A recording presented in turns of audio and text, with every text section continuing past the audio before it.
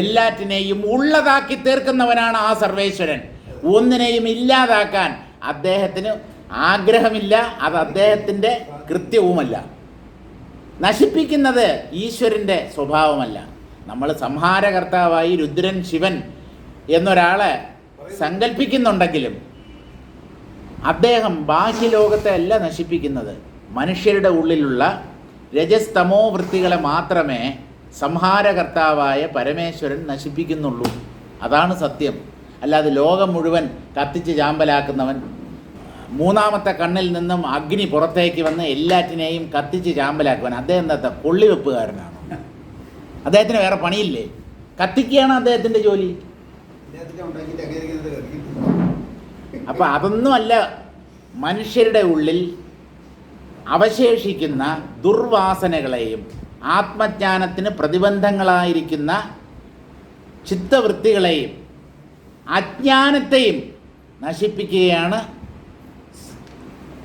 ശിവഭഗവാൻ ചെയ്യുന്നത്. ഇപ്പം നമ്മൾ ഒന്നിനെയും വേണ്ടവണ്ണം മനസ്സിലാക്കുന്നില്ല എന്നുള്ളതാണ് സത്യം. ആനന്ദതാണ്ഡവം ചെയ്യുകയാണ്. പ്രപഞ്ചത്തെ കത്തിച്ച് ചാമ്പലാക്കുമ്പോൾ ഒരാൾ എങ്ങനെയാണ് ആനന്ദ നൃത്തം ചെയ്യുക? അങ്ങനെ ഒരു ചക്രവർത്തി ഉണ്ടായിരുന്നു റോമിൽ, നീറോ ചക്രവർത്തി. റോമ നഗരം കത്തി എരിയുമ്പോൾ വീണയല്ല, അദ്ദേഹം വയലിനോ അങ്ങനെ വേറെ ഏതോ ഒരു വാദ്യോപകരണം വായിച്ച് രസിച്ചു എന്നാണ്. ആ, അവിടെ റോമിൽ വീണ ഉണ്ടായിരുന്നു എന്നുള്ള കാര്യമൊന്നും നമുക്കറിയത്തില്ല. എന്തോ ഒരു ഫിഡിലോ അല്ലെങ്കിൽ വയലിനോ, ആ എന്തോ ഒരു വാദ്യോപകരണം അത് വായിച്ച് രസിക്കുകയായിരുന്നു റോമ നഗരം കത്തിയെരിയുമ്പോൾ. അങ്ങനെയുള്ള ഒരാളല്ല എന്തായാലും നമ്മുടെ ശിവഭഗവാൻ. അപ്പോൾ ഇതെല്ലാം പ്രതീകാത്മകമായി വിവരിക്കപ്പെട്ട കാര്യങ്ങളാണ്. ധാരണായോഗിനസ്തേഹി ധാരണാപ്രാപ്തസിദ്ധയ. ഇവർ ധാരണയിലൂടെ യോഗത്തിൽ മുന്നേറിയവരാണ്, യോഗത്തിൻ്റെ ഉത്തുംഗ ശൃംഗത്തിലെത്തിയവരാണ്. ആരെ? ഈ 4 വിപശ്ചിത്തുകളും. അവർക്ക് ധാരണ കൊണ്ട് പല സിദ്ധികളും ലഭിച്ചിരുന്നു, പല സിദ്ധിവിശേഷങ്ങളും അവർക്ക് ലഭിച്ചിരുന്നു. അതൊക്കെ അവരുടെ മനസ്സിൻ്റെ ഏകാഗ്രതയിലൂടെ അവർ നേടിയെടുത്ത സിദ്ധികളാണ്, ധാരണയിലൂടെ. യേ പരംബോധമായാത യേഷ്വവിദ്യാ ന വിദ്യതേ. ആരാണോ പരമമായ ബോധം അല്ലെങ്കിൽ ശ്രേഷ്ഠമായ അറിവ് നേടുന്നത്, അവരുടെ ഉള്ളിൽ അവിദ്യയുടെ ലവലേശം പോലും ഉണ്ടാവില്ല. ഇവർ അവിദ്യയെക്കുറിച്ച് അറിയാൻ ആഗ്രഹിച്ചതുകൊണ്ട് ഇവർ ആത്മജ്ഞാനം നേടാത്തവർ തന്നെയായിരുന്നു. ഇതാണ് വസിഷ്ഠ മഹർഷിയുടെ തീരുമാനം. വിദ്യയെക്കുറിച്ച് അറിയൂ, ആത്മതത്വത്തെ അറിയണമെന്ന് ആഗ്രഹിക്കൂ, അല്ലാതെ അവിദ്യയെക്കുറിച്ച് അറിഞ്ഞിട്ട് എന്ത് കിട്ടാൻ? ബാലകൃഷ്ണ സാറിൻ്റെ അടുത്ത് നിന്ന് ഓരോരുത്തർ ചോദിക്കുന്നത് അത് മുഴുവൻ അവിദ്യയെ അടിസ്ഥാനമാക്കിയുള്ള ചോദ്യങ്ങളാണ്. സാർ, പിതൃലോകമുണ്ടോ? നമ്മളിവിടെ ഈ ബലിയും തർപ്പണവും ഒക്കെ നടത്തുന്നുണ്ടല്ലോ, ഇതൊക്കെ ശരിക്കും അവർക്ക് ഇതിൻ്റെ ഫലം കിട്ടുമോ? ഒരു വാട്സപ്പ് മെസ്സേജ് അയക്കുകയോ അല്ലെങ്കിൽ ഫോൺ വിളിച്ച് ചോദിക്കും, കിട്ടിയോ? ഞാൻ അച്ഛനും അപ്പൂപ്പനും ഒക്കെ ഇവിടെ ചെയ്യുന്ന കർമ്മത്തിൻ്റെ ഫലം കിട്ടിയോ അവിടെ? ഹലോ, ആ കിട്ടുകയാണെങ്കിൽ ഒന്ന് വിളിച്ച് പറയണമെന്ന്. അവരുമായിട്ട് കോണ്ടാക്ട് ചെയ്യാനുള്ള ഒരു സൗകര്യവും നമുക്കില്ല. അവർ വേറൊരു തലത്തിലാണ്. പരലോകം എന്നൊക്കെ പറയുന്നു. അങ്ങനെ ഒരു ലോകമുണ്ടോ? ഉണ്ടാവാം. എന്തായാലും നമ്മുടെ തലമല്ല, നമ്മൾ ജീവിക്കുന്ന ആ തലമല്ല പിതൃക്കളുടെ തലമെന്ന് പറയുന്നത്. അതുകൊണ്ട് ഇവിടെ നമ്മൾ ചെയ്യുന്ന ഒരു കർമ്മത്തിൻ്റെ ഫലം അവർക്ക് കിട്ടിയോ, ഇതിൻ്റെ പ്രയോജനം അവർക്ക് ലഭിച്ചോ എന്ന് ഉറപ്പിക്കാൻ നമുക്ക് പറ്റുന്നില്ല. പിന്നെ ഇതൊക്കെ ഒരു വിശ്വാസത്തിൻ്റെ പുറത്ത് അങ്ങനെ പോകുന്നു. വിശ്വാസികളുടെ വിശ്വാസം നമ്മളെന്തിനാ തകർക്കേണ്ടത്? അതിൻ്റെ ആവശ്യമില്ലല്ലോ. അവർ എന്തോ വിശ്വസിച്ചിട്ട് പോട്ടെ, അവർ ചെയ്തോട്ടെ ആ കർമ്മങ്ങൾ. പക്ഷേ എല്ലാവരും സത്യം സാക്ഷാത്കരിക്കണം. പരമസത്യം എന്താണെന്ന് എല്ലാവരും അറിഞ്ഞേ പറ്റൂ. എന്നാൽ മാത്രമേ മോക്ഷം നേടാൻ കഴിയുകയുള്ളൂ. യേ പരംബോധമായാത യേഷ്വവിദ്യാന വിദ്യതേ.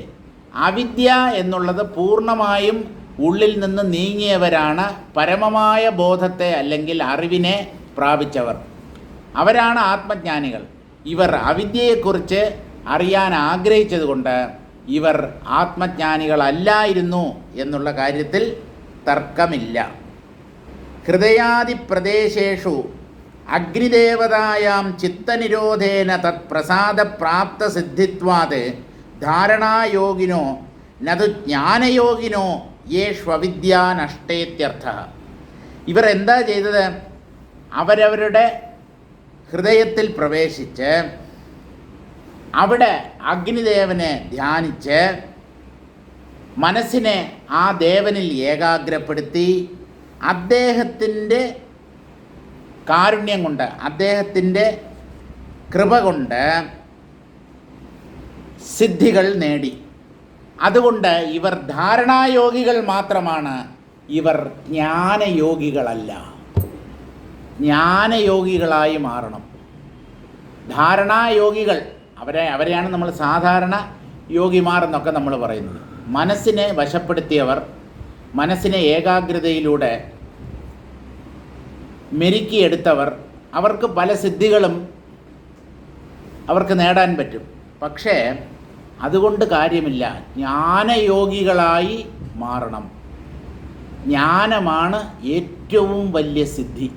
അഷ്ടമഹാസിദ്ധികളെക്കാളും മുകളിലാണ് ജ്ഞാനത്തിൻ്റെ സ്ഥിതി. ജ്ഞാനത്തിനപ്പുറം ഒന്നും നേടാനില്ല. അഷ്ടമഹാസിദ്ധികൾ അവിദ്യയുടെ തലമാണ്. അത് പറഞ്ഞില്ലല്ലോ. അവിദ്യയെ ഉപാസിക്കുന്നവർ അന്ധതമസ്സിലും പോകുന്നു വിദ്യാരഥർ അങ്ങ് അതേക്കാൾ കൂരിരുട്ടിലും. ഈ വാക്കിൻ്റെ അർത്ഥം നല്ലപോലെ നിങ്ങൾ മനസ്സിലാക്കണം. എനിക്കറിയാവുന്ന രീതിയിൽ ഞാൻ പറഞ്ഞു തരാം. കുറച്ചുകൂടെ വ്യക്തത വേണമെങ്കിൽ സാറിൻ്റെ വ്യാഖ്യാനം വായിച്ചു നോക്കുക. ഉപനിഷത്ത് സ്വാധ്യായ വേദാന്ത ദർശനം, അതിലെ 1-ാം വോള്യം, അതിലാണ് ഈശാവാസ്യ ഉപനിഷത്തിൻ്റെ വ്യാഖ്യാനം സാർ നൽകിയിരിക്കുന്നത്. വലിയ 2 ഉപനിഷത്തുകളെന്ന് പറയുന്നത് ഛാന്തോഗ്യവും ബൃഹദാരണ്യകവുമാണ്. ഛാന്തോഗ്യമാണ് വേദാന്ത ദർശനം 2-ാം വാല്യം. ബൃഹദാരണ്യക ഉപനിഷത്താണ് വേദാന്ത ദർശനം 3-ാം വാല്യം. ബാക്കിയുള്ള ഉപനിഷത്തുകളെല്ലാം കൂടെ ചേർന്നിട്ട് 8-ഓ 9-ഓ ഒക്കെ ചേർത്ത്, കൊച്ചു കൊച്ചു ഉപനിഷത്തുകളെല്ലാം കൂടെ ചേർത്ത് 1-ാം വാല്യമായിട്ടാണ് പ്രസിദ്ധീകരിക്കപ്പെട്ടിട്ടുള്ളത്. ആ ഈശാവാസ്യ ഉപനിഷത്തിൽ എന്താ പറയുന്നത് എന്ന് ചോദിച്ചാൽ, അവിദ്യയെ ഉപാസിക്കുന്നവർ അന്ധതമസ്സിൽ അല്ലെങ്കിൽ കൂരിരുട്ടിലേക്ക് പോകുന്നു. അവിദ്യ എന്ന് പറഞ്ഞാൽ തന്നെ ഇരുട്ടാണ്. സത്യം മനസ്സിലാക്കാതെ ഭ്രമത്തിൽപ്പെട്ട് മായയിൽപ്പെട്ട് എന്തൊക്കെയോ ചെയ്യുന്നതിനെയാണ് അവിദ്യയെ ഉപാസിക്കുക എന്ന് പറയുന്നത്. വേറൊന്നുമല്ല. സത്യം കണ്ടെത്തണം എന്നുള്ള ആഗ്രഹമില്ലാതെ, ആത്മാവിനെ സാക്ഷാത്കരിക്കാൻ ശ്രമിക്കാതെ, മറ്റ് പല കാര്യങ്ങളിലും ശ്രദ്ധ കേന്ദ്രീകരിച്ച് പല കർമ്മങ്ങളും ചെയ്തുകൊണ്ട് ജീവിക്കുന്നവരാണ് അവിദ്യയെ ഉപാസിക്കുന്നവർ. അവർ കൂരിരുട്ടിലേക്കാണ് പോകുന്നത്. പക്ഷേ അതിനേക്കാളും വലിയ ഒരു കൂരിരുട്ടുണ്ട്, അതിൽ ചെല്ലുന്ന ആൾക്കാരുണ്ട്. അതാരാണപ്പാ? അവിദ്യയെ ഉപാസിക്കുന്നവർ തന്നെ കൂരിരുട്ടിൽ ചെന്നെത്തുന്നു എങ്കിൽ അതിനേക്കാളും വലിയ കൂരിരുട്ടിൽ എത്തുന്നവർ ആരായിരിക്കും? വിദ്യാരഥർ. പോകുന്നു വിദ്യാരഥർ അങ്ങ് അതേക്കാൾ കൂരിരുട്ടിലും. അതായത് അവിദ്യയെ ഉപാസിക്കുന്നവർ ഏത് കൂരിരുട്ടിലാണോ ചെന്നെത്തുന്നത് അതിനേക്കാളും നിബിഡമായ കട്ടിപിടിച്ച ഒരു ഇരുട്ടുണ്ട്. ആ ഇരുട്ടിൽ ചെല്ലുന്നവരാരെന്നോ? വിദ്യാരഥർ, വിദ്യയിൽ രമിക്കുന്നവർ. വിദ്യ എന്ന് പറഞ്ഞാൽ സാത്വികമായ കർമ്മങ്ങൾ, കർമ്മകാണ്ഡ വേദഭാഗത്തിൽ രമിക്കുന്നവർ എന്നാണ് അതിൻ്റെ അർത്ഥം. നമ്മൾ കർമ്മകാണ്ഡം വളരെ വിശേഷപ്പെട്ടതാണ്. യാഗയജ്ഞാദികളുടെ ആ വിധികളും എങ്ങനെയാണ് അതൊക്കെ അനുഷ്ഠിക്കേണ്ടത് തുടങ്ങിയ കാര്യങ്ങളൊക്കെ പ്രതിപാദിക്കപ്പെട്ടിട്ടുള്ള ഭാഗമാണല്ലോ കർമ്മകാണ്ഡം. ഈ കർമ്മകാണ്ഡത്തിൽ രമിക്കുക എന്ന് പറഞ്ഞാൽ എന്താണ് അർത്ഥം? ആ കർമ്മങ്ങൾ ചെയ്യുക എന്നല്ല. ആ കർമ്മകാണ്ഡത്തിൽ പറയപ്പെട്ടിട്ടുള്ള യാഗയജ്ഞാദികളിൽ അമിതമായ ഒരു താത്പര്യമുണ്ടായി അതാണ് ജീവിത ലക്ഷ്യം ജീവിതാന്ത്യം വരെ ഈ കർമ്മവും ചെയ്തുകൊണ്ട് ജീവിക്കുക. ഇതിനപ്പുറം ഒന്നുമില്ല. കിണറ്റിലെ തവളയെ പോലെയാണ്. കിണറ്റിലെ തവള എന്ത് വിചാരിക്കുമെന്നറിയാവോ? വിവേകാനന്ദ സ്വാമികൾ പറയുന്ന കഥയാണ്. സമുദ്രത്തിൽ നിന്ന് ഒരു തവള കിണറ്റിലെ തവളയെ കാണാനെത്തി. അപ്പോൾ സമുദ്രത്തിൽ നിന്ന് വന്ന തവള പറഞ്ഞു, ഞാൻ സമുദ്രത്തിൽ നിന്നാണ് വരുന്നത്. ഉടനെ കിണറ്റിലെ തവള ചോദിച്ചു, സമുദ്രമോ? സമുദ്രം എന്ന് പറഞ്ഞാൽ അത് വളരെ വലുതാണ്, ധാരാളം അലകൾ എപ്പോഴും ഉണ്ടായിക്കൊണ്ടിരിക്കും, വലിയ ജലരാശിയാണ് ഈ സമുദ്രം എന്ന് പറയുന്നത്. കിണറ്റിലെ തവളയ്ക്ക് വിശ്വാസമായില്ല. എത്ര വലുതുണ്ടാവും? അയ്യോ, അതെന്ന് പറഞ്ഞത് വളരെ വലുതാണ്, കടലെന്ന് പറഞ്ഞാൽ നിനക്കറിയില്ല എന്ന് പറഞ്ഞു. ഈ കിണറ്റിലെ തവള എന്ത് ചെയ്യുന്നറിയാവോ? ഒരു തൊടിയിൽ ഒരറ്റത്ത് നിന്ന് മറ്റേ അറ്റത്തേക്ക് ചാടി. ഇത്ര ദൂരം ഉണ്ടാവുമോ എന്ന് പറഞ്ഞു. അയ്യേ, ഇത് ഒന്നുമല്ല, ഈ കിണറ്റിൻ്റെ ഡയമീറ്റർ എന്ന് പറയുന്നത് അല്പമാണ്, ഇതിനേക്കാളും മഹത്താണ് കടലെന്ന് പറയുന്നത്. അപ്പോൾ ഈ കിണറ്റിലെ തവള പറഞ്ഞു, ഹേയ്, എൻ്റെ ഈ കിണറ്റിനേക്കാളും വലുതായി ഈ പ്രപഞ്ചത്തിലൊന്നും ഉണ്ടാവാൻ പറ്റില്ല. ഞാൻ എത്ര കാലമായി ഈ കിണറ്റിൽ ജീവിക്കുന്നു, ഇതിനേക്കാളും വലുതായിട്ട് വേറെ എന്തുണ്ടാവാൻ പറ്റും? നിങ്ങൾ കള്ളം പറയുകയാണ്, നിങ്ങൾ എന്നെ പറ്റിക്കാൻ ശ്രമിക്കുകയാണ്. ഇതുപോലെയാണ് അജ്ഞാനികൾ ജ്ഞാനികളോട് സംസാരിക്കുന്നത്. ആത്മാവ് പോലും, ബ്രഹ്മം പോലും, അഖണ്ഡബോധം പോലും, മോക്ഷം പോലും, അതാണ് ജീവിത ലക്ഷ്യം പോലും പരിഹസിക്കുന്നു. ആര്? അജ്ഞാനികൾ. കിണറ്റിലെ തവളകളെപ്പോലെ ജീവിക്കുന്ന അജ്ഞാനികൾ. കർമ്മകാണ്ഡ വേദഭാഗത്തിൽ മാത്രം ശ്രദ്ധ പതിപ്പിക്കുന്നവർ, ജ്ഞാനകാണ്ഡത്തെ പുച്ഛിച്ച് തള്ളുന്നവർ. ജ്ഞാനകാണ്ഡം അതിലൊന്നും കാര്യമില്ലെന്നേ. അത് വേദങ്ങളുടെ അവസാന ഭാഗമാണ്. പ്രധാനപ്പെട്ട ഭാഗം കർമ്മകാണ്ഡമാണ്. യാഗയജ്ഞാദികളെയൊക്കെ കുറിച്ച് വളരെ വിശദമായി വർണ്ണിക്കുന്നത്, അതുപോലെ ഓരോ ദേവനെയും ഏതേത് മന്ത്രങ്ങളിലൂടെയാണ് പ്രസാദിപ്പിക്കേണ്ടത്, അങ്ങനെയുള്ള കാര്യങ്ങളൊക്കെ, നമ്മൾ ചെയ്യേണ്ട കാര്യങ്ങളൊക്കെ വളരെ ഡീറ്റെയിൽഡായിട്ട് പറയുന്നത് കർമ്മകാണ്ഡ വേദഭാഗത്തിലാണ്. അതാണ് ശ്രേഷ്ഠം. അപ്പോൾ ഈ ജ്ഞാനകാണ്ഡമോ, അത് വെറും അർത്ഥവാദം. എന്താണ് ഈ അർത്ഥവാദം? അർത്ഥവാദം എന്ന് പറഞ്ഞാൽ ചുമ്മാ പറഞ്ഞു വച്ചിരിക്കുന്നത് എന്നാണ് ആ വാക്കിൻ്റെ അർത്ഥം. അതായത് അതിൽ പ്രത്യേകിച്ച് നമുക്ക് എന്തെങ്കിലും അറിയേണ്ടതായിട്ടോ മനസ്സിലാക്കേണ്ടതായിട്ടോ ഒന്നുമില്ല. അത് ചുമ്മാ ആത്മാവ് എന്ന് പറഞ്ഞിട്ട് ഒരെണ്ണം ഉണ്ട്, അതിന് നാശമില്ല. പക്ഷെ നമ്മൾ എന്താ ചെയ്യേണ്ടത്? നമ്മൾ കർമ്മങ്ങൾ ചെയ്യണം. കർമ്മം ചെയ്ത് ജീവിത അവസാനം വരെ കർമ്മം ചെയ്തുകൊണ്ടിരിക്കണം. അതിന് ഇവർ ഉദ്ധരിക്കുന്ന വരി ഏതെന്നോ, അതും ഈശാവാസ്യ ഉപനിഷത്തിൽ നിന്ന് തന്നെയാണ്. അല്ലെങ്കിൽ അന്ത്യം വരെയും കർമ്മം ചെയ്തിങ് അസംഗനായി ഇരിക്കുകയതില്ലാതെ ഇല്ല നരന്നു മറ്റൊന്നും ചെയ്യുവാൻ. കൃത്യമായിട്ട് അറിയില്ല, ഏതാണ്ട് ഈ ആശയം വരുന്ന വാക്കുകളാണ്. അല്ലെങ്കിൽ എന്ന് പറയുന്നത് രണ്ടാമത്തെ ചോയ്സാണ്. ആദ്യത്തെ ചോയ്സ് ആദ്യത്തെ മന്ത്രത്തിൽ പറഞ്ഞു. എന്താണ്? ഈശാവാസ്യമിദം സർവം യത്കിഞ്ച ജഗത്യാം ജഗത് തേന ത്യക്തേന ഭുഞ്ജീതാഹ മാഗ്രത കസ്യ സ്വിദ്ധനം. അതാണ് ഒന്നാമത്തെ മന്ത്രം. ഈശാവാസ്യമിദം സർവം. ആ വാക്കിൽ ആരംഭിച്ചതായതുകൊണ്ടാണ് ആ ഉപനിഷത്തിന് ഈശാവാസ്യ ഉപനിഷത്ത് എന്ന പേര് നൽകിയിരിക്കുന്നത്. ത്യക്തേന ഭുഞ്ജീതാഹ. ത്യജിച്ച് ഭുജിക്കൂ. ത്യജിച്ചാൽ ഭുജിക്കാൻ പറ്റില്ല, ഭുജിച്ചാൽ ത്യജിക്കാൻ പറ്റില്ല. You cannot have the apple and eat it എന്ന് ഇംഗ്ലീഷിൽ പറയും. ഒരാൾ നമുക്കൊരു ആപ്പിൾ തന്നു, ഈ ആപ്പിൾ അതുപോലെ ഇരിക്കുകയും വേണം, ഞാൻ ഈ ആപ്പിളിനെ ഭക്ഷിക്കുകയും വേണം. അത് പറ്റില്ല. ഭക്ഷിച്ചാൽ ആപ്പിളിൻ്റെ ക്വാണ്ടിറ്റി കുറയും, അല്ലെങ്കിൽ ആപ്പിളിനെ മൊത്തം തിന്നു കഴിഞ്ഞാൽ ഒന്നും ബാക്കി ഉണ്ടാവില്ല. അല്ല, ആപ്പിൾ അതുപോലെ ഉണ്ടാവണമെങ്കിൽ ഭക്ഷിക്കാതിരിക്കുക, അതിന് നോക്കിക്കൊണ്ട്, അതിൻ്റെ അഴകും നോക്കിക്കൊണ്ട് ഇങ്ങനെ ഇരിക്കുക. രണ്ടും കൂടെ പറ്റത്തില്ല. ത്യജിച്ചിട്ട് ഭുജിക്കാനാണ് പറയുന്നത്. ഇതൊക്കെ എന്ന് പറയുന്നത് വളരെ ഗഹനമായ അർത്ഥത്തോടു കൂടിയ വാക്കാണ്. തേന ത്യക്തേന ഭുഞ്ജീതാഹ. ഈശാവാസ്യം ഇതം ഈശൻ ജഗത്തിലെല്ലാം ആവസിക്കുന്നത് കൊണ്ട് നീ ചരിക്ക മുക്തനായിങ്ങ് ആശിക്കരുത് ആരുടെയും ധനം. അതിനകത്ത് ഈ അർത്ഥം പൂർണ്ണമായി ഉൾക്കൊള്ളിക്കാൻ കഴിഞ്ഞിട്ടില്ല. ത്യക്തേന ഭുഞ്ജീതാഹ, അത് ആ ഒറിജിനൽ ആ ഉപനിഷത്തിലുള്ള ആ വാക്യം തന്നെ മനസ്സിലാക്കിയാലേ ആ അർത്ഥം കിട്ടുകയുള്ളൂ. ത്യജിച്ചിട്ട് ഭുജിക്കുക. ബാലകൃഷ്ണൻ നായർ സാർ എത്ര ഭംഗിയായിട്ട് എത്ര വ്യക്തമായിട്ടാണ് ഇതിൻ്റെ അർത്ഥം പറഞ്ഞു തന്നിട്ടുള്ളതെന്നറിയാമോ? ത്യജിച്ചാൽ ഭുജിക്കാൻ പറ്റില്ല, ഭുജിച്ചാൽ ത്യജിക്കാൻ പറ്റില്ല. ത്യജിച്ചിട്ട് ഭുജിക്കുക എന്ന് പറഞ്ഞാൽ അവിടെ രണ്ട് കാര്യങ്ങളാണ് പറയപ്പെട്ടിട്ടുള്ളത്. എന്തിനെ ത്യജിക്കണം, എന്തിനെ ഭുജിക്കണം എന്ന് മനസ്സിലാക്കണം. ഒരേ വസ്തുവിനെ ത്യജിച്ചിട്ട് ഭുജിക്കാൻ സാധ്യമല്ല, ഭുജിച്ചിട്ട് ത്യജിക്കാനും സാധ്യമല്ല. കാരണം വാങ്ങുകയും വിൽക്കുകയും ഒരേ സമയത്ത് പറ്റില്ല. അതെങ്ങനെ പറ്റും? ഒരു വസ്തു നമുക്ക് വാങ്ങാം, അല്ലെങ്കിൽ ഒന്നിനെ വിൽക്കാം. ഒരേ സമയത്ത് വാങ്ങി വിൽക്കാൻ പറ്റുമോ, അല്ലെങ്കിൽ വിറ്റ് വാങ്ങാൻ പറ്റുമോ?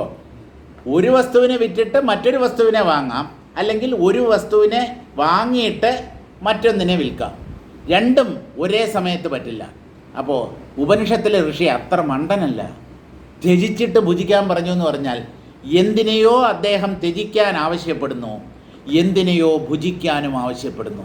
ആ രണ്ടും ഏതാണ് എന്നുള്ളത് നമ്മൾ മനസ്സിലാക്കണം. ത്യജിക്കപ്പെടേണ്ടത് പ്രപഞ്ചമാണ് എന്ന് പറഞ്ഞാൽ നാമരൂപങ്ങളെ ത്യജിച്ചിട്ട് ആത്മാവിനെ, ബ്രഹ്മത്തെ ഭുജിക്കൂ. ബ്രഹ്മത്തെ എങ്ങനെയാണ് ഭുജിക്കുന്നത്? നാമരൂപങ്ങൾ കള്ളമാണ് എന്ന് മനസ്സിലാക്കി ഉള്ളിൽ നിന്ന് അവയെ പുറന്തള്ളൂ. ഇതല്ല, ഈ നാമരൂപങ്ങൾ ആരോപിക്കപ്പെട്ടിരിക്കുന്നത് അധിഷ്ഠാന ബ്രഹ്മത്തിലാണ് എന്ന് മനസ്സിലാക്കി മനസ്സാ ആ ബ്രഹ്മത്തെ അനുധാവനം ചെയ്യൂ. സർവ്വതിലും ബ്രഹ്മത്തെ കാണൂ. നാമരൂപങ്ങളെ ത്യജിച്ച് ബ്രഹ്മത്തെ ഗ്രഹിക്കൂ, അല്ലെങ്കിൽ ഭുജിക്കൂ. അതാണ് ആ മന്ത്രത്തിൻ്റെ അർത്ഥം. സാറെന്ന് പറയുന്നത് അദ്ദേഹം ഒരു സിംപിളനായിരുന്നു. നമ്മൾ പറയാറില്ലേ, ആളൊരു സിംപിളൻ. ഇംഗ്ലീഷിൽ സിമ്പിൾ ടൺ എന്ന് പറയും. ഇംഗ്ലീഷിൽ സിമ്പിൾ ടൺ എന്നാണ് പറയുന്നത്. അതായത് വലിയ ഷോ ഒന്നും കാണിക്കാതെ ഒരു സാധാരണക്കാരിൽ സാധാരണക്കാരൻ, നമ്മളെപ്പോലെ ഒരാൾ. ഇദ്ദേഹം കുറച്ച് മുമ്പ് പറഞ്ഞില്ലേ, സാറിൻ്റെ അടുത്ത് എപ്പോൾ വേണമെങ്കിലും കയറി ചെല്ലാം, എന്ത് വേണമെങ്കിലും സംസാരിക്കാം. ഈ സ്വാതന്ത്ര്യം വേറെ ആരെങ്കിലും നമുക്ക് തന്നിട്ടുണ്ടോ? രാവിലെ 7 മണിക്ക് സാറ് 1-ാമത്തെ നിലയുടെ കതക് തുറന്നിടും. രാത്രി ഒരു 7:30-8 മണി വരെ തുറന്നിരിക്കും. ഈ സമയത്തിനിടയ്ക്ക് ആർക്ക് വേണമെങ്കിലും എപ്പോൾ വേണമെങ്കിലും എന്നെ വന്ന് കാണാം. ഇത്ര സുലഭനായ ഒരു വ്യക്തിയെ നിങ്ങൾക്ക് കാണാൻ പറ്റുമോ? ഏതെങ്കിലും ഋഷിയെ നമുക്ക് ഇങ്ങനെ ദർശിക്കാൻ പറ്റുമോ? എല്ലായിടത്തും വിസിറ്റിംഗ് അവേഴ്സ് ഉണ്ട്. ഇന്ന സമയത്ത് ഉച്ചയ്ക്ക് പോയാൽ അത് സ്വാമി റെസ്റ്റ് എടുക്കുകയാണ്. 3 മണിക്ക് പോയാൽ ചായ കുടിച്ചുകൊണ്ടിരിക്കുകയാണ്. അപ്പോൾ ചില പ്രത്യേക നേരങ്ങളിൽ മാത്രമേ നമ്മൾ മഹാന്മാർ എന്ന് വിചാരിക്കുന്ന പലരെയും ചെന്ന് കാണാൻ പറ്റൂ. അതുകൊണ്ട് അവരൊക്കെ VIP-കളാണ്, വെരി ഇമ്പോർട്ടൻറ്റ് പേഴ്സൺസ്. ഇവിടെ ഇമ്പോർട്ടൻസേ ഇല്ല. ഞാനില്ല എന്നാണ് പറയുന്നത് സാറ്. ഞാനെന്നൊന്നില്ല, ജ്ഞാനം മാത്രമേ ഉള്ളൂ. സുലഭ, വിഷ്ണു സഹസ്രനാമത്തിലെ മഹാവിഷ്ണുവിൻ്റെ ഒരു നാമം സുലഭൻ എന്നാണ്.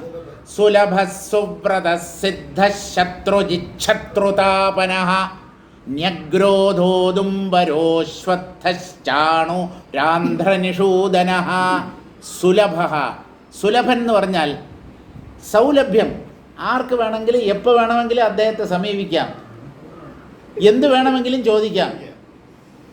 ആത്മീയമോ ലൗകികമോ ലൈംഗികമോ ആയ എന്ത് വേണമെങ്കിലും ജ്ഞാനിയോട് നിങ്ങൾക്ക് ചർച്ച ചെയ്യാം. അങ്ങനെയൊക്കെ പറ്റുമോ? ലൈംഗികമായ കാര്യങ്ങൾ എന്താ ചോദിച്ചത്? എല്ലാറ്റിനെക്കുറിച്ചും നല്ലപോലെ അറിവുള്ള വ്യക്തിയാണ് ഈ ജ്ഞാനി എന്ന് പറയുന്നത്. അതുകൊണ്ട് അദ്ദേഹത്തിൻ്റെ അടുത്ത് ഇന്നതേ ചോദിക്കാവൂ, ഇന്നത് ചോദിക്കാൻ പാടില്ല എന്നുള്ള ഭേദമൊന്നും വേണ്ട. അങ്ങനെ നമ്മൾ വിചാരിക്കണ്ട. അത്ര സ്വതന്ത്രമായി അദ്ദേഹവുമായിട്ട് ഇടപഴകാൻ പറ്റും. ഞാൻ പറഞ്ഞില്ലേ, ഒരാളെ ഞാൻ വിളിച്ചുകൊണ്ട് പോയി. സാറിനെ കാണണം എന്ന് പറഞ്ഞു. ഞാൻ വിചാരിച്ചു പാവം എന്തോ ആധ്യാത്മികമായ സംശയം എന്തോ ഉണ്ടായിരിക്കും, നമ്മളായിട്ട് എന്തിനാ അതിനൊരു തടസ്സമായി നിൽക്കുന്നതെന്ന് പറഞ്ഞ് വിളിച്ചുകൊണ്ട് പോയപ്പോൾ ഇയാൾ സാറിൻ്റെ അടുത്ത് ചോദിച്ചത്, സാറേ സാറിൻ്റെ മുഖത്ത് നോക്കി ഒരാൾ തന്തയ്ക്ക് വിളിക്കുന്നു എന്ന് വിചാരിക്കുക, സാർ എങ്ങനെ പ്രതികരിക്കും? സാറിനോട് ചോദിച്ച ചോദ്യമാണ്. തലയിൽ അല്പമെങ്കിലും ആൾ താമസമുള്ള ഒരാൾ ഇങ്ങനെ സംസാരിക്കുമെന്ന് നിങ്ങൾക്ക് തോന്നുന്നുണ്ടോ? സാറിൻ്റെ മുഖത്ത് നോക്കി ഒരാൾ തന്തയ്ക്ക് വിളിച്ചാൽ സാറ് പ്രതികരിക്കുമോ ഇല്ലയോ, അല്ലെങ്കിൽ എന്തായിരിക്കും സാറിൻ്റെ പ്രതികരണം? സാറ് പറഞ്ഞ മറുപടി എന്തെന്നറിയാമോ? വിളിച്ച് നോക്ക്, അപ്പം അറിയാമെന്ന്. ഞാൻ എങ്ങനെ പ്രതികരിക്കും എന്നാണല്ലോ അറിയേണ്ടത്. ധൈര്യം ഉണ്ടെങ്കിൽ എൻ്റെ മുഖത്ത് നോക്കി തന്തയ്ക്ക് വിളിച്ച് നോക്കുക, അപ്പം അറിയാം ഞാൻ എങ്ങനെ പ്രതികരിക്കും എന്നുള്ളത്. അല്ലാതെ ഇവന്മാരോടൊക്കെ എന്ത് ഉത്തരം പറയാൻ? അത് ഒന്നാമത്തെ ചോദ്യം. അടുത്ത ചോദ്യം, സാർ ഇതൊക്കെ ഈ ചോദ്യമൊക്കെ കേട്ടിട്ട് സാറിൻ്റെ മുഖത്ത് ഒരു ഭാവ വ്യത്യാസവും ഇല്ലായിരുന്നു. അതാണ് നമ്മൾ മനസ്സിലാക്കേണ്ടത്. നമ്മളോടാണ് ഇങ്ങനെ ഒരാൾ ഈ ചോദ്യം വന്ന് ചോദിക്കുന്നതെങ്കിൽ അപ്പം നമ്മൾ ഒരെണ്ണം പൊട്ടിക്കാൻ അയാളുടെ കണ്ണം കുറ്റിക്ക് നോക്കി. അടുത്തത് രണ്ടാമത്തെ ചോദ്യം, ഈ മുറിയിൽ പെട്ടെന്ന് ഒരു മൂർഖൻ പാമ്പ് കയറി വന്നാൽ അങ്ങ് ഇരിപ്പിടത്തിൽ നിന്ന് എഴുന്നേറ്റ് ഓടുവോ ഇല്ലയോ? അല്ല, ഇതിനൊക്കെ സാക്ഷ്യം വഹിക്കാനുള്ള തലവിധി എനിക്കുണ്ടായല്ലോ എന്നാണ്. ഈ സംഭവങ്ങൾക്കൊക്കെ മൂകസാക്ഷിയായി അവിടെ നിൽക്കാനുള്ള ഒരു ദുർയോഗം എനിക്കുണ്ടായല്ലോ എന്നോർത്ത് ഞാൻ പലപ്പോഴും വിഷമിച്ചിട്ടുണ്ട്. അല്ല, വിഷമിക്കേണ്ട കാര്യമില്ല. അല്ല, സാറിൻ്റെ ഒരു മഹിമയാണ് ഈശ്വരൻ ഇങ്ങനെയുള്ള സംഭവങ്ങളിലൂടെ നമുക്ക് വെളിപ്പെടുത്തി തരുന്നത്. ഒരു ബ്രഹ്മനിഷ്ഠൻ ഒന്നുകൊണ്ടും കുലുങ്ങുകയില്ല. ഒരു മൂർഖൻ പാമ്പ് ഈ മുറിക്കകത്ത് പെട്ടെന്ന് എഴിഞ്ഞു വന്നാൽ അങ്ങയുടെ കസേരയിൽ നിന്ന് എഴുന്നേറ്റ് ഓടുവോ ഇല്ലയോ? സാറ് പറഞ്ഞ ഉത്തരം, അതിപ്പോൾ പറയാൻ പറ്റില്ല, അപ്പോൾ വൈകുന്നേരം വരട്ടാന്ന്. അങ്ങനെയല്ല, ഇപ്പം പറയാൻ പറ്റില്ല എന്നാൽ ഈ ചോദ്യത്തിന് ഉത്തരം പറയാൻ പറ്റില്ല. കാരണം ഒരു മൂർഖൻ പാമ്പ് മുറിക്കകത്ത് കയറി വരുമ്പോൾ എൻ്റെ മനസ്സും ശരീരവും എങ്ങനെ പ്രതികരിക്കും എന്ന് എനിക്ക് മുൻകൂട്ടി പറയാൻ പറ്റില്ല. കാരണം എനിക്ക് മനസ്സും ബുദ്ധിയും ഇല്ല. മനസ്സും ബുദ്ധിയും എങ്ങനെ പ്രതികരിക്കും എന്നുള്ളത് അവയ്ക്ക് മാത്രമല്ലേ അറിയാൻ പറ്റൂ. ഞാൻ മനോബുദ്ധികൾക്കപ്പുറത്ത് നിൽക്കുന്ന ആത്മതത്വമാണ്. അതുകൊണ്ട് ഞാൻ പ്രതികരിക്കുന്ന പ്രശ്നമേ ഇല്ല. എൻ്റെ മനസ്സും ബുദ്ധിയും ശരീരവും ഒരു പ്രത്യേക സാഹചര്യത്തിൽ എങ്ങനെ പ്രതികരിക്കും എന്ന് എനിക്ക് പോലും പറയാൻ പറ്റില്ല. നമുക്ക് തോന്നും അതൊരു ധാർഷ്ട്യത്തോടു കൂടി സാറ് സംസാരിച്ചാണെന്ന്. ഒരിക്കലുമല്ല, അതിൽ ഒരു ധാർഷ്ട്യവുമില്ല. അത് ഞാനെനിക്ക് ഒരിക്കലും പറയാൻ പറ്റില്ല. സാറ് പറഞ്ഞത് ചിലപ്പോൾ എണീറ്റ് ഓടിയെന്നിരിക്കും, ചിലപ്പോൾ ഇരുന്നിടത്ത് തന്നെ ഇരുന്നു എന്നും ഇരിക്കും. അത് പറയാൻ പറ്റില്ല. എൻ്റെ ശരീരം എങ്ങനെ റിയാക്ട് ചെയ്യുന്നു എന്നുള്ളത് മുൻകൂട്ടി പറയാൻ പറ്റില്ല. കാരണം ശരീരവും മനസ്സും പ്രാണനും ഒക്കെ മായാ കാര്യങ്ങളാണ്. ഞാൻ മായയ്ക്കപ്പുറത്ത് നിൽക്കുന്ന ആത്മതത്വമാണ് എന്ന് പറയാതെ പറഞ്ഞു, നേരിട്ട് പറയാതെ പറഞ്ഞു. മറ്റൊരാൾ എങ്ങനെയാണ് ഒരു കാര്യത്തിൽ പ്രതികരിക്കുന്നത് എന്ന് നമുക്ക് മുൻകൂട്ടി പറയാൻ പറ്റുമോ? അതുപോലെ തന്നെയാണ് എൻ്റെ മനസ്സും ശരീരവും ഇന്ദ്രിയങ്ങളും ബുദ്ധിയും ഒക്കെ. അതെങ്ങനെ പ്രതികരിക്കും എന്നുള്ളത് എനിക്ക് ഒരിക്കലും പറയാൻ പറ്റില്ല. അപ്പം നമ്മുടെ വിഷയത്തിലേക്ക് വരാം. ഹൃദയാദിപ്രദേശേഷു അഗ്നിദേവതായാം ചിത്തനിരോധേന, ഹൃദയത്തിൻ്റെ ഉള്ളിൽ അഗ്നിദേവനെ ധാരണ ചെയ്ത് എന്ന് പറഞ്ഞാൽ അദ്ദേഹത്തിൽ മനസ്സ് ഏകാഗ്രപ്പെട്ട് തത് പ്രസാദ പ്രാപ്ത സിദ്ധിത്വാത്, അഗ്നിദേവൻ്റെ പ്രസാദം കൊണ്ട്, കാരുണ്യം കൊണ്ട് പല സിദ്ധികളും ഇവർ നേടി. അതുകൊണ്ട് ഇവർ ധാരണായോഗികൾ മാത്രമാണ്. നതു ജ്ഞാനയോഗിനോ യേഷു അവിദ്യാനഷ്ടേത്യർത്ഥ, അവിദ്യ പൂർണ്ണമായി നഷ്ടപ്പെട്ട ജ്ഞാനയോഗികൾ അല്ലായിരുന്നു ഈ വിപശ്ചിത്തുക്കൾ.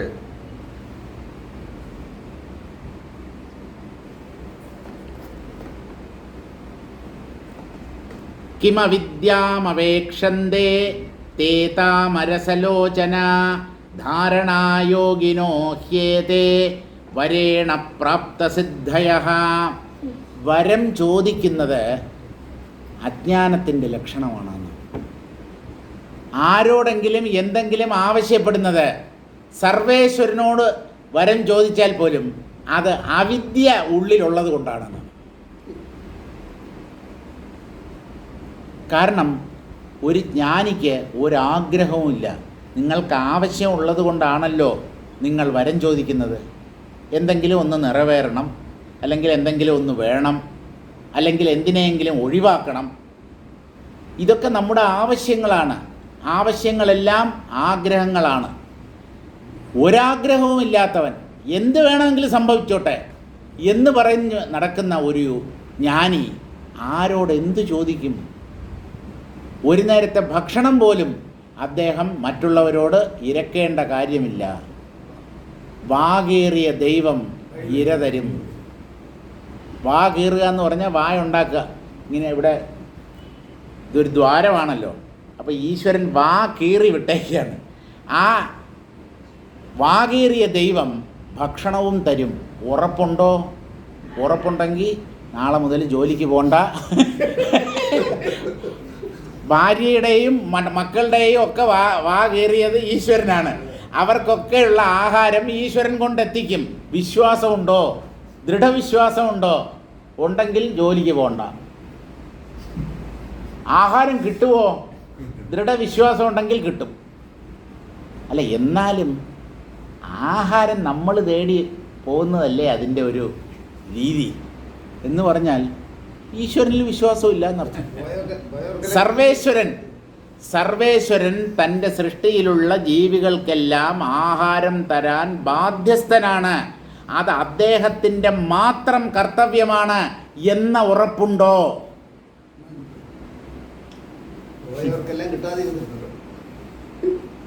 അത്രയ്ക്കുള്ള ഒരു ദൃഢവിശ്വാസമോ അല്ലെങ്കിൽ ഈശ്വരനിലുള്ള വിശ്വാസമൊന്നും നമുക്ക് ഉണ്ടാവത്തില്ല. സാധാരണക്കാർക്കൊന്നും ഉണ്ടാവത്തില്ല.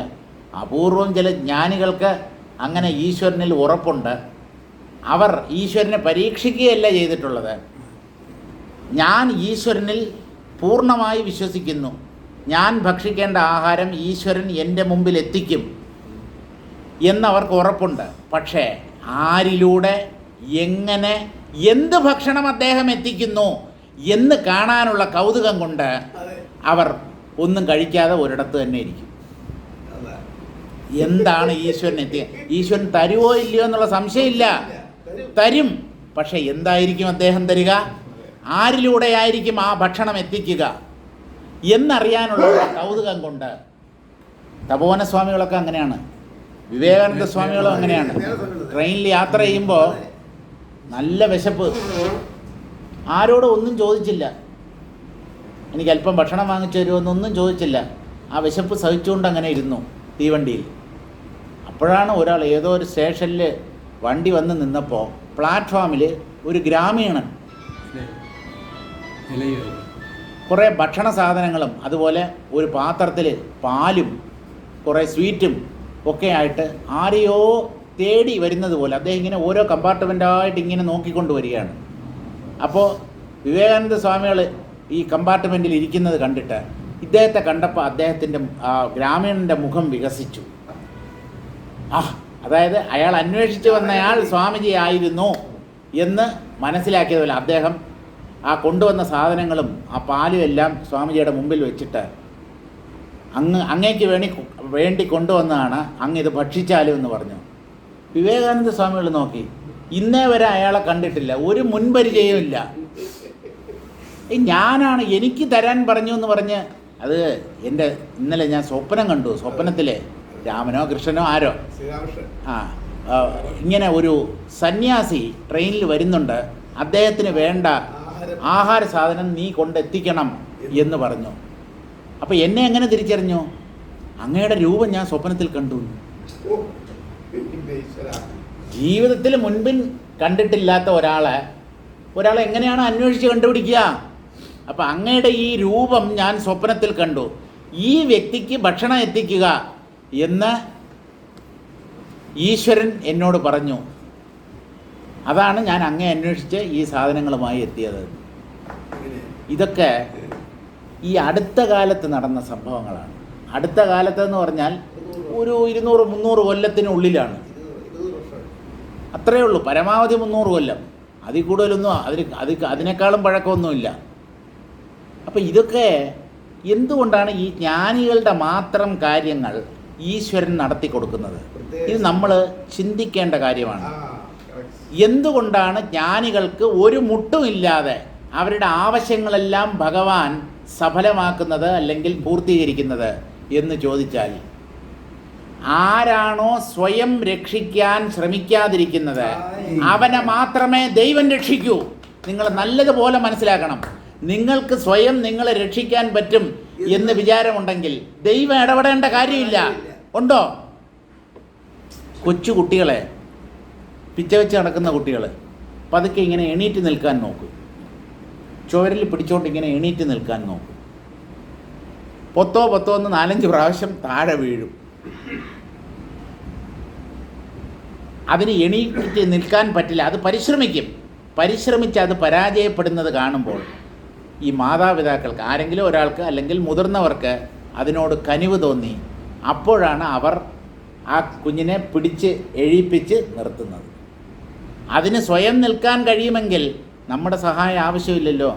ജീവന് സ്വയം തന്നെ രക്ഷിക്കാൻ, തൻ്റെ കാര്യങ്ങൾ നോക്കാൻ കെൽപ്പുണ്ട് എന്ന് ആ ജീവൻ കരുതുന്നിടത്തോളം കാലം ഈശ്വരന് ഇടപെടേണ്ട കാര്യമില്ല. അവനെ കൊണ്ട് പറ്റില്ല.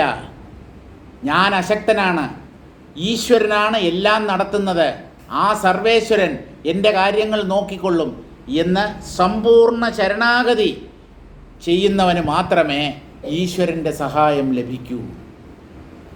ഉള്ളിൽ അല്പമെങ്കിലും അഹങ്കാരം ബാക്കിയുണ്ടെങ്കിൽ, ഈശ്വര കാരുണ്യം ഉണ്ടെങ്കിലും അതിനെ നമ്മൾ തിരിച്ചറിയുകയില്ല. നമ്മൾ ജോലി ചെയ്ത് സമ്പാദിച്ച് ഭക്ഷണം കഴിക്കുന്നു എന്ന് നമ്മൾ വിചാരിക്കുന്നുണ്ടല്ലോ. ഈ ജോലി ചെയ്യാനുള്ള കഴിവ് ആരാണ് തന്നത്? കഴിവ് നിങ്ങൾക്കുള്ളത് കൊണ്ടാണല്ലോ ജോലി ചെയ്യുന്നത്. കയ്യോ കാലോ തളർന്നു പോയാൽ നിങ്ങൾ ജോലി ചെയ്യുമോ? പാരാലിസിസോ സ്ട്രോക്കോ ഒക്കെ വന്നാൽ ഓഫീസിൽ എങ്ങനെ പോകും? എങ്ങനെ ജോലി ചെയ്യും?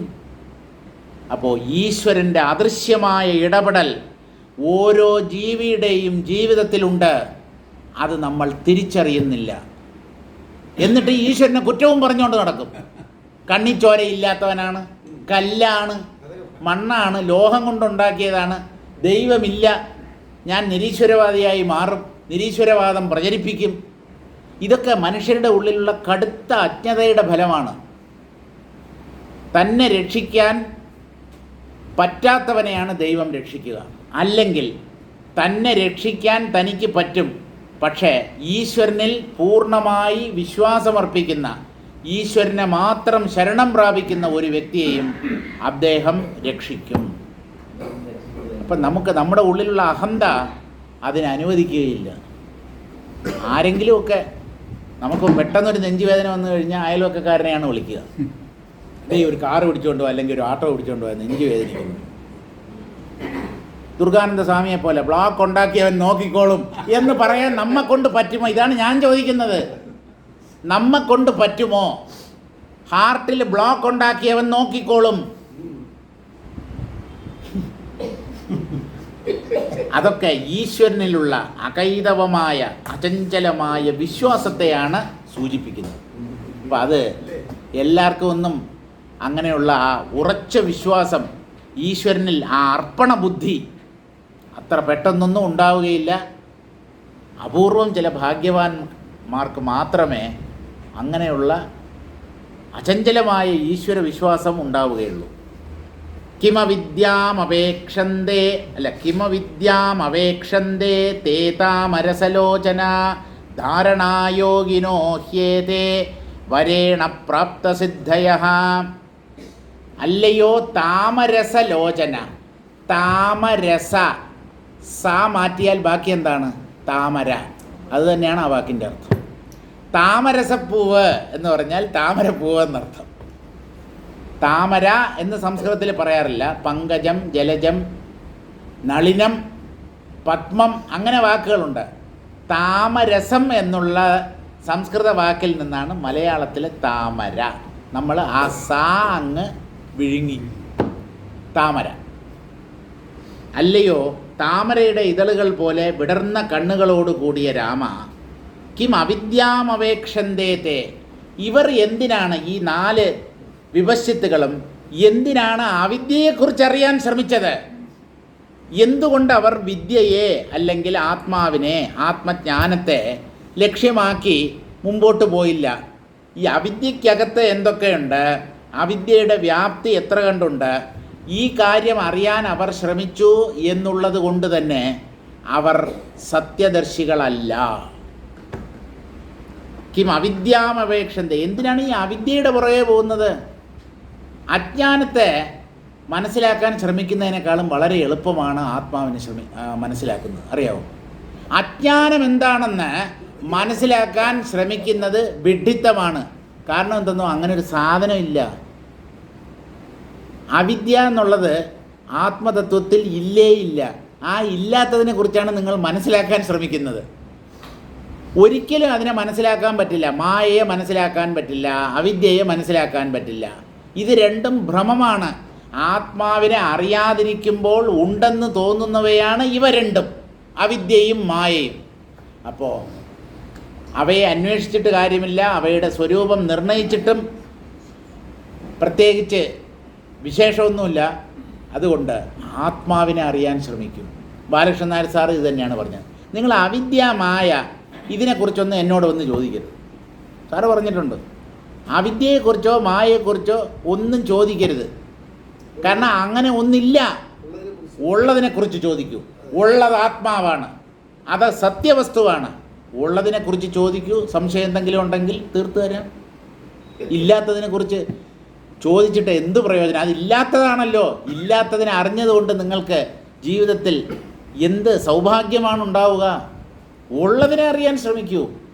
മായയെയും അവിദ്യയെയും കുറിച്ച് ഒന്നും ചോദിക്കരുത്. അവയെ ദൂരീകരിക്കാനുള്ള വഴി എന്താണ് എന്ന് മാത്രം ചിന്തിച്ചാൽ മതി. അവിദ്യയെ എങ്ങനെ നശിപ്പിക്കാം, മായയെ എങ്ങനെ തരണം ചെയ്യാം, അതിലായിരിക്കണം നമ്മുടെ ശ്രദ്ധ. അപ്പോൾ ഇവർ എന്തിനാണ് അവിദ്യയെക്കുറിച്ച് അറിയാൻ ശ്രമിച്ചത്? അവിദ്യയെ അറിയാൻ ശ്രമിച്ചു എന്നുള്ളത് കൊണ്ട് തന്നെ ഇവർ അവിദ്യക്കകത്ത് പെട്ടിരിക്കുന്നവരായിരുന്നു എന്ന് വേണം മനസ്സിലാക്കാൻ. അവർ പരമസത്യത്തെ സാക്ഷാത്കരിച്ചവരല്ല. ധാരണായോഗിനോ ഹ്യേതേ വരേണ പ്രാപ്തസിദ്ധയ, ഇവർ ധാരണായോഗികളാണ്, ജ്ഞാനയോഗികളല്ല. അതുകൊണ്ടാണ് മുമ്പിൽ പ്രത്യക്ഷപ്പെട്ട അഗ്നിദേവനോട് വരം ചോദിച്ചത്. വരമെന്ന് പറഞ്ഞാൽ ആവശ്യം എന്നാണ് അർത്ഥം. നമ്മുടെ എന്തെങ്കിലും ഒരു ആവശ്യം, ഒരു ആഗ്രഹം, അഭിലാഷം. ജ്ഞാനിക്ക് ഒരാഗ്രഹവും ഇല്ലല്ലോ. ആഗ്രഹങ്ങളെയൊക്കെ അതിക്രമിക്കുമ്പോഴാണല്ലോ ഒരാൾ ജ്ഞാനം നേടുന്നത്. അപ്പോൾ ജ്ഞാനികൾ ആരിൽ നിന്നും ഒന്നും പ്രതീക്ഷിക്കുന്നില്ല. അവർക്ക് ഒരാഗ്രഹവുമില്ല, ഒരാവശ്യവും ഇല്ലാത്തവരാണ്. അങ്ങനെയുള്ളവരോടാണ് നമ്മൾ ചെന്ന് ചോദിക്കുന്നത്, അങ്ങേക്ക് എന്തു വേണം? ഒന്നും വേണ്ട, ഒന്ന് പോയി തരുമോ ഇവിടുന്ന്? ഒന്ന് പോയി തരുമോ? സ്വസ്ഥമായി എന്നെ സമാധാനമായി ഇവിടെ ഇരിക്കാൻ അനുവദിക്കുമോ? ദയവ് ചെയ്ത് കൂടെ കൂടെ ഒന്ന് ശല്യം ചെയ്യാതിരിക്കുമോ? ഞാനിക്കൊന്നും ശല്യമല്ല. എന്നാൽ ഇങ്ങനെ ആൾക്കാരിങ്ങനെ ഒന്നിനു പുറകെ മറ്റൊന്നായി ഇങ്ങനെ വന്നുകൊണ്ടിരിക്കും. അദ്ദേഹത്തിനൊരു ശരീരമുണ്ട്, പ്രാണനുണ്ട്, മനസ്സുണ്ട്. അതൊന്നും അദ്ദേഹമല്ല എന്ന് അദ്ദേഹം സാക്ഷാത്കരിച്ചിട്ടുണ്ട്. പക്ഷേ ക്ഷീണം, വിശപ്പ്, മലമൂത്ര വിസർജനം ഇതൊക്കെ അദ്ദേഹത്തിനും ഉണ്ടല്ലോ. അപ്പം അതിനുള്ള ഒരു സാവകാശം പോലും നൽകാതെ ആൾക്കാരിങ്ങനെ സന്ദർശകരായി എത്തിക്കൊണ്ടിരുന്നാൽ അവരെന്തോ ചെയ്യും? എന്തെങ്കിലും വേണോ എന്ന് ചോദിച്ചാൽ ആരാണോ ഒന്നും വേണ്ട എന്ന് ആത്മാർത്ഥമായി ഹൃദയത്തിൽ തൊട്ട് പറയുന്നത് അയാളാണ് യഥാർത്ഥ ജ്ഞാനി. ഒന്നും ആവശ്യമില്ല.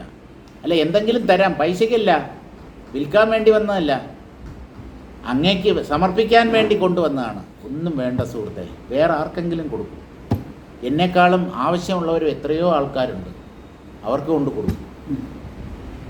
പറഞ്ഞതാണ്, എന്നാലും ഒരിക്കൽ കൂടെ പറയാനൊരു രസം തോന്നുന്നു, ഒരു സന്തോഷം. ആചാര്യന്മാരെ, പ്രത്യേകിച്ചും നമ്മുടെ ഗുരുനാഥനെക്കുറിച്ച് പറയുമ്പോൾ ഉണ്ടാകുന്ന ഒരു സന്തോഷമുണ്ടല്ലോ. ഓ, ആ ഒരു സന്തോഷം വേറെ ഒരു കാര്യത്തിലും നമുക്ക് കിട്ടുകയില്ല. സാറിനെ കാണാൻ പോകുമ്പോഴൊക്കെ, സാറിന് ഡയബറ്റീസ് ഉണ്ടെന്നുള്ള കാര്യം അറിയാം, ഷുഗറുണ്ട്. അപ്പോൾ മധുരപലഹാരങ്ങളൊന്നും വാങ്ങിച്ചുകൊണ്ട് പോയിട്ട് കഥയില്ല. അപ്പോൾ ഞാൻ സാറിൻ്റെ മകളോട് ചോദിച്ചു, സാർ വളരെ ഇഷ്ടപ്പെട്ട് കഴിക്കുന്ന എന്തെങ്കിലും ഉണ്ടോ മധുരപലഹാരമല്ലാതെ? അപ്പോഴാണ് സാറിൻ്റെ മകൾ പറഞ്ഞത്, സാറിന് മസാല ബിസ്ക്കറ്റ് ഇഷ്ടമാണ്. മസാല ബിസ്ക്കറ്റ്, അതായത് കുരുമുളകും പൊടിയൊക്കെ ഇട്ടിട്ട്, അതിന് മാധുര്യമില്ല, ഒരു ബിസ്ക്കറ്റിൻ്റെ ഷേപ്പിൽ ഇങ്ങനെ വട്ടത്തിലിരിക്കും. അങ്ങനെ മസാല ബിസ്ക്കറ്റ്, അത് ഏതോ ഒരു പ്രത്യേക സ്ഥലത്തു നിന്നാണ് ആൾക്കാർ സാധാരണ സാറിന് വാങ്ങിച്ചു കൊടുക്കുന്നത്. അപ്പോൾ അങ്ങനെ മസാല ബിസ്ക്കറ്റ് നല്ല ക്വാളിറ്റിയുള്ള നല്ല ഒരു കടയിൽ നിന്ന് വാങ്ങിച്ചുകൊണ്ട് പോയി. സാറത് ഭക്ഷിക്കുകയും ചെയ്തു. അപ്പോൾ സാറൊരു മസാല ബിസ്ക്കറ്റ് കൊതിയനായിരുന്നല്ലേ? നമ്മുടെ തീരുമാനം, നമ്മൾ കൊതിയന്മാരാണ്. നമ്മളിലുള്ള ഈ കൊതി എന്നുള്ള ആ ദുർഗുണത്തെ മഹാന്മാരിൽ നമ്മൾ ആരോപിക്കും. അവർക്ക് ഒന്നും ആവശ്യമില്ല. പിന്നെ ചില കാര്യങ്ങൾ ചിലർക്ക് ഇഷ്ടമാണല്ലോ. ഇഷ്ടാനിഷ്ടങ്ങൾ അവരെ ബാധിക്കുന്നില്ലെങ്കിലും ഓരോരുത്തർക്കും ചില ഇഷ്ടാനിഷ്ടങ്ങൾ ഉണ്ടാവും. ജ്ഞാനിക്കും അതുണ്ടാവും. പക്ഷേ ഒന്നിലും ഒരു കടുംപിടുത്തമില്ല, നിർബന്ധ ബുദ്ധിയില്ല. അതാണ് അവരുടെ മഹത്വം. ധാരണായോഗിനോ ഹ്യേതേ വരേണ പ്രാപ്ത സിദ്ധയ. അഗ്നിദേവനിൽ നിന്ന് വരത്തിൻ്റെ രൂപത്തിൽ നേടിയതാണ് ഈ സിദ്ധികളെല്ലാം. ചോദിച്ച് മേടിച്ചതാണ് എന്നർത്ഥം. ജ്ഞാനിക്ക് ആരോടും ഒന്നും ചോദിക്കാനുമില്ല, മേടിക്കാനുമില്ല. തൻ്റെ പക്കൽ ഇല്ലാത്തത് ഒന്നും ഇല്ല. തൻ്റെ പക്കൽ ഇല്ലാത്തതല്ലേ നമ്മൾ ചോദിച്ച് മേടിക്കുക. അടിയും ചോദിച്ച് മേടിക്കാറുണ്ട്. അതെ. അപ്പോൾ ജ്ഞാനിക്ക് ഒരാവശ്യവുമില്ല, ഒരു ആഗ്രഹവുമില്ല. അതുകൊണ്ട് അദ്ദേഹത്തിന് ഒന്നും വേണ്ട. ഒന്നും വേണ്ട എന്ന് പറഞ്ഞാൽ മനസ്സ് നിറഞ്ഞു എന്നാണ് അതിൻ്റെ അർത്ഥം. എന്തെങ്കിലും ആഗ്രഹം, എന്തെങ്കിലും അഭിലാഷം ബാക്കിയുണ്ടെങ്കിൽ അത് നമ്മളിലുള്ള കുറവിനെയാണ് സൂചിപ്പിക്കുന്നത്. എന്തോ ഒന്ന് നമുക്ക് വേണം. ഈ ആഗ്രഹം തന്നെ നമ്മൾ അപൂർണനാണ് എന്നുള്ളതിൻ്റെ തെളിവാണ്. അപൂർണത, നമ്മളിലുള്ള അപൂർണതയാണ് ആഗ്രഹമായി പ്രകടമാകുന്നത്. അത് കർമ്മത്തിലുള്ള ആഗ്രഹമായാലും സുഖഭോഗങ്ങളിലുള്ള ആഗ്രഹമായാലും എന്താഗ്രഹമായാലും മോക്ഷത്തിലുള്ള ആഗ്രഹം ഒഴികെ. അത് മാത്രം ഇരുന്നോട്ടെ, മറ്റുള്ള സകല ആഗ്രഹങ്ങളും നമ്മുടെ ഉള്ളിലുള്ള അപൂർണതയെ അല്ലെങ്കിൽ അജ്ഞാനത്തെയാണ് സൂചിപ്പിക്കുന്നത്. ഇതിൻ്റെ വ്യാഖ്യാനം കൂടെ വായിച്ചിട്ട് വിട്ടയക്കാം. തേ ജ്ഞാനയോഗിനശ്ചേത് അവിദ്യാം കിമർത്ഥം അപേക്ഷന്തേ. അവർ ജ്ഞാനയോഗികൾ ആയിരുന്നെങ്കിൽ അവർ എന്തിനാണ് അവിദ്യയെ കാണാൻ അല്ലെങ്കിൽ അവിദ്യയെക്കുറിച്ച് മനസ്സിലാക്കാൻ ശ്രമിച്ചത്? തദ്ദർശനേച്ഛൈവൈഷാം അവിദ്യാനുച്ഛേദേ ലിംഗമിത്യർത്ഥ. ഈ അവിദ്യ എന്താണെന്ന് അറിയണം എന്ന ഒരാഗ്രഹം, ഒരു ഇച്ഛ അവരുടെ ഉള്ളിൽ പൊന്തിയത് കൊണ്ട് തന്നെ അവരുടെ ഉള്ളിൽ അവിദ്യ നശിപ്പിക്കപ്പെട്ടിട്ടില്ല. അവരുടെ ഉള്ളിൽ ഇനിയും അവിദ്യ ബാക്കിയുണ്ടായിരുന്നു. അവിദ്യയുടെ ലക്ഷണമാണ് അവിദ്യയെക്കുറിച്ച് അറിയാനുള്ള ആഗ്രഹം. അവിദ്യയെക്കുറിച്ച് അറിയണം എന്നുള്ള ആഗ്രഹം തന്നെ അവിദ്യയുടെ ഉത്പന്നമാണ്. അതുകൊണ്ട് അവരുടെ ഉള്ളിൽ അവിദ്യ തീർച്ചയായും ഉണ്ടായിരുന്നു. ധാരണാപരിഭാഗാന്തേ ദേവതാപ്രസാദജേന വരേണ പ്രാപ്ത സിദ്ധയഃ തേ. ധാരണ പാകപ്പെട്ടതുകൊണ്ട്, ഏകാഗ്രത അതിൻ്റെ പാരമ്യതയിൽ എത്തിയതുകൊണ്ട്, ദേവതയുടെ പ്രസാദം കാരണമായി, അഗ്നിഭഗവാന്റെ കൃപ കൊണ്ട് വരത്തിൻ്റെ രൂപത്തിൽ അവർ പലതരം സിദ്ധികളും നേടി. അപ്പോൾ ഈ സിദ്ധപുരുഷന്മാരെല്ലാവരും ജ്ഞാനികളാണ് എന്ന് വിചാരിക്കരുത്. നിങ്ങളുടെ ഉള്ളിൽ ആഗ്രഹം ബാക്കിയുണ്ടോ, നിങ്ങൾ അജ്ഞാനിയാണ്. സിദ്ധപുരുഷനാണെങ്കിൽ പോലും, സിദ്ധികൾ പ്രദർശിപ്പിക്കാൻ കഴിവുള്ള ആളാണെങ്കിൽ പോലും എന്തെങ്കിലും വേണമെന്ന് ആഗ്രഹമുണ്ടോ? എന്തെങ്കിലും അനുഭവിക്കണം, എന്തെങ്കിലും ചെയ്തു തീർക്കണം, ഇങ്ങനെയുള്ള ഏത് തരം ആഗ്രഹം ഉള്ളിൽ പൊന്തിയാലും അവരാരും ജ്ഞാനികളല്ല. ആഗ്രഹരാഹിത്യമാണ്, കാമരഹിതത്വമാണ് ജ്ഞാനത്തിൻ്റെ മുഖമുദ്ര. ഒന്നും വേണ്ട എന്ന് നിങ്ങൾക്ക് മനസ്സ് തുറന്ന് ആത്മാർത്ഥമായി പറയാൻ കഴിഞ്ഞാൽ നിങ്ങൾ ജ്ഞാനിയായി കഴിഞ്ഞു എന്നർത്ഥം. വേറെ ഒന്നുമല്ല, ഒന്നും വേണ്ട, മോക്ഷം പോലും വേണ്ട എന്ന് തീരുമാനിക്കാൻ കഴിഞ്ഞാൽ നിങ്ങൾ മുക്തനായി എന്നർത്ഥം. മുക്തനായതിൻ്റെ ലക്ഷണമാണ് മോക്ഷത്തിലുള്ള ആഗ്രഹം പോലും ഇല്ലാതാവുന്നത്. അതുവരെ മോക്ഷം വേണമെന്നുള്ള ആഗ്രഹം മാത്രം നമ്മുടെ മനസ്സിൽ ബാക്കി നിൽക്കട്ടെ. നിർത്താം, ബാക്കി നാളെ കാണാം.